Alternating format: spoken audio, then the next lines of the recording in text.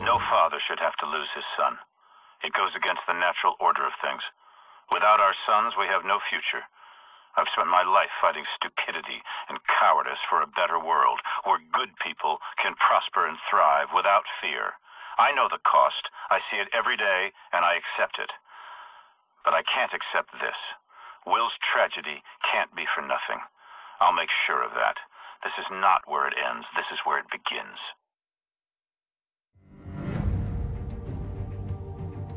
I checked in on Mitchell today. Gideon's kicking his ass, but he'll get there. He's got a good head on his shoulders, and that same determination that Will had. I can see why they were close. The Marines, in their infinite wisdom, deemed him unfit for duty. Can't fight with one arm. Never tell a soldier what he can't do. If anyone deserves a second chance, it's guys like Mitchell. Give me an army of men like him, and there's nothing Atlas can't do.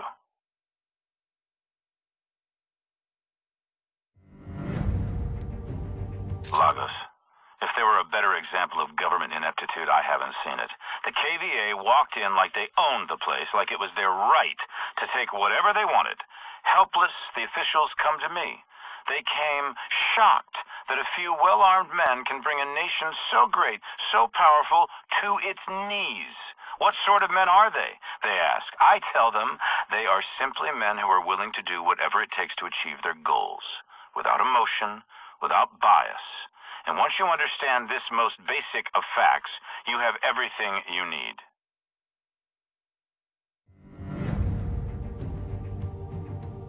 Above-ground nuclear power facilities have been a tactical hazard since their inception. In 2048, Atlas submitted a lengthy report to the Defense Department on the security risks. I guess they didn't like the findings because they buried the report. I think they gave us the security contract just to shut us up. But that's not why I accepted the job.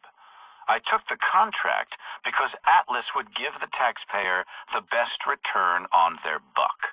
We spent millions on concrete reinforcements. We build anti-aircraft defenses, but our greatest achievement? Eliminating human error. You can build your defenses as strong as you like, but the human race is the weakest link in any system. When an attack does come, and I have no doubt it will, then mark my words, it will be because someone has left the door unlocked. You can't protect what you can't control.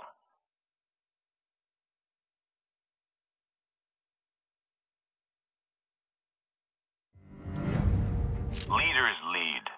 Success or failure comes down to the choices we make. Capturing Dr. Danois and bringing him to justice would be a decisive step forward in the hunt for Hades, but what purpose does it serve to prosecute this man for his crimes if we can use him to prevent future crimes against humanity? Hundreds, maybe thousands, have been killed by this man's experiments, but what if the results could one day benefit humanity and save lives? Is it wrong to put that knowledge to use, regardless of how it was obtained? It's only right that we respect the dead. What better way to honor them than give meaning to their demise? Scientific data exists outside any moral framework. It's a resource that can be exploited for good or bad. The choice is ours. But to choose to do nothing with it is no choice at all. It is to accept that innocent people died for nothing. A mission of this scale is a serious endeavor in the best of circumstances. Operating in the middle of a busy tourist destination is, without doubt, extremely risky. But the risk is the key to our success. Hades has gambled on our humanity. No government can survive the public outcry if hundreds of innocent tourists are killed in a botched mission. Hades knows this. But we're not the government, and our power does not come from popular mandate. The government could have stopped us, the United Nations could have stopped us, but they didn't. Why? Because they think I've stepped into my own trap. They've seen what Atlas can do, and they know how powerful Atlas has become. They're afraid, more afraid of me than they are of Hades. And with the KVA on the run, who is left to disrupt their status quo? They look at us, and instead of seeing our success, they see a threat. someone too powerful to control, too powerful to stop. And so they've gambled on our failure and their right to be afraid. Failure is not an option for us. As long as we deliver Hades' head on a stick, no one will want to stop us. They'll want to follow us. If you want to sell people on your vision, show them. They call this part of the world the cradle of civilization. For 10,000 years, it was the center of trade and culture, home to kings, caliphates, despots, and dictators. The first images of war I ever saw came from this place. 2 wars in 2 decades with nothing much to show for it. I saw how wars quickly became quagmires, if not prosecuted effectively. If ever there was somewhere that represented the utter failure of governance, Baghdad was it. While our leaders left this place to its fate, I took this as an opportunity to seize our destiny. 50 years of rot, and we rebuild it in 5. Now, New Baghdad is more than just a thriving city. It's a symbol of what's to come.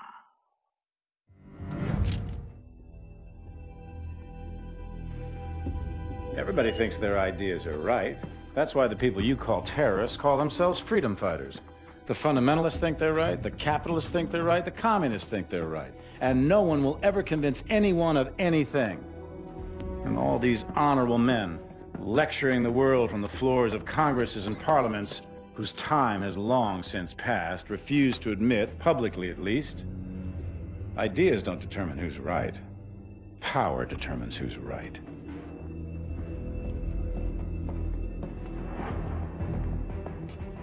And I have the power, so I'm right.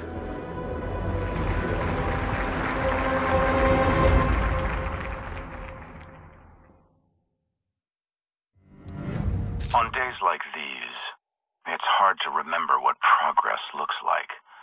Billions of dollars, years of research. The human body is not a machine that we can simply rebuild. Tissue damage takes time to heal. Cells take time to grow. We are mortal creatures, and time is never our friend. We've successfully accelerated the growth process, but the cells are unable to sustain themselves after a certain period. Nevertheless, Danois continues to be a valuable asset. Without Danois, Manticore would have died at the developmental stage. Disloyalty? There is no greater crime. There is no punishment harsh enough. They must have recruited Mitchell. I saw something in him, something you rarely see in a man. A leader. Something of myself, maybe. A man who can follow blindly, yet still think for himself. Will had to strike out on his own. Disloyal? I used to think so. But maybe I was wrong. I like to think Will would have come back into the fold, given time.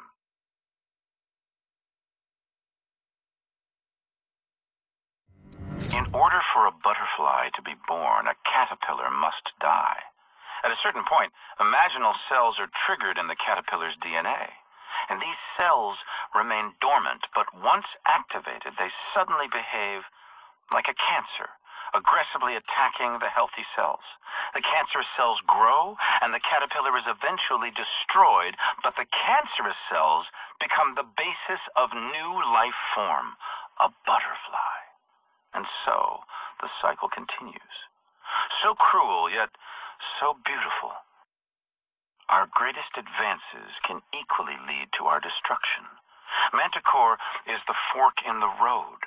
One path leads to death, a weapon more powerful than anything before it, and the other to life, the regeneration of human cells, the conquest of death itself, immortality. You can turn anything into a weapon. It just takes imagination.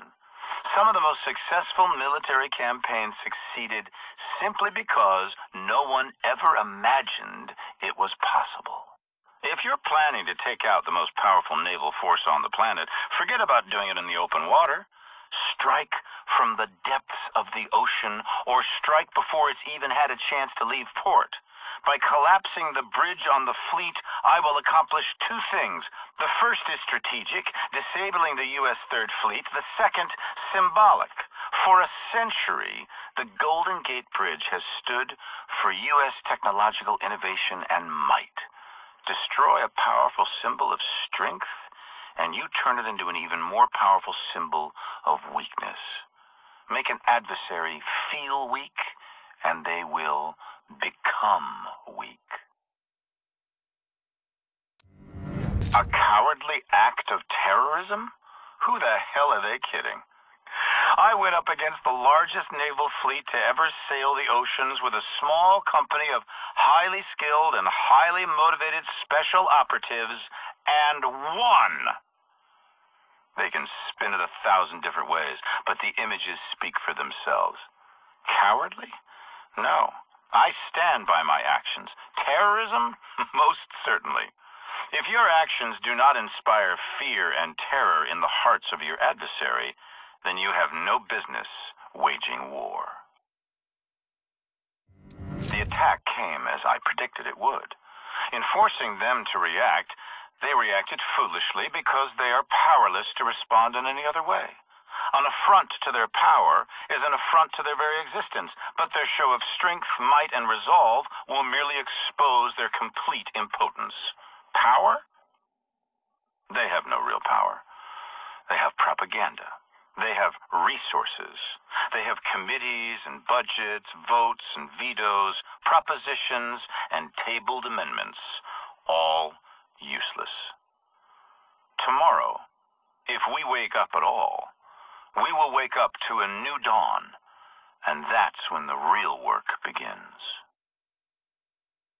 This moment has been years in the making. Billions of dollars, the years of research, the setbacks and scientific breakthroughs. Many doubted that this day would come, but it has arrived. The genie is out of the bottle.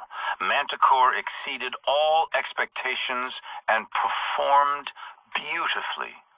Even now, having seen it with my own eyes, it feels like a miracle. I walked completely untouched as hundreds of enemy combatants lay dying all around me, struck down on the battlefield where they fought. Every man has a unique DNA, a code that is his and his alone, just as each man's destiny is his and his alone. Whoever controls Manticore controls that destiny of mankind. Nothing and nobody can stand in our way. The enemy is at our gate, but we will never let them win. What I've started will continue, whether I'm here to see it or not. I'm merely an agent for change, guiding us toward our shared destiny. Our children will live to see the end of terror, of famine, of oppression, and brutality.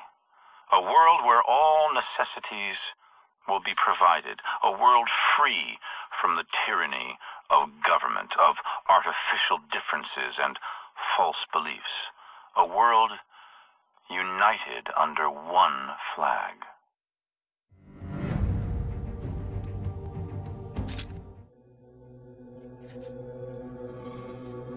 Democracy? Democracy. Democracy isn't what these people need. Hell, it's not even what they want.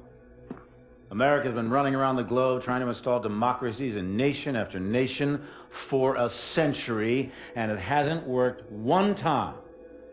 Now, why do you think that is?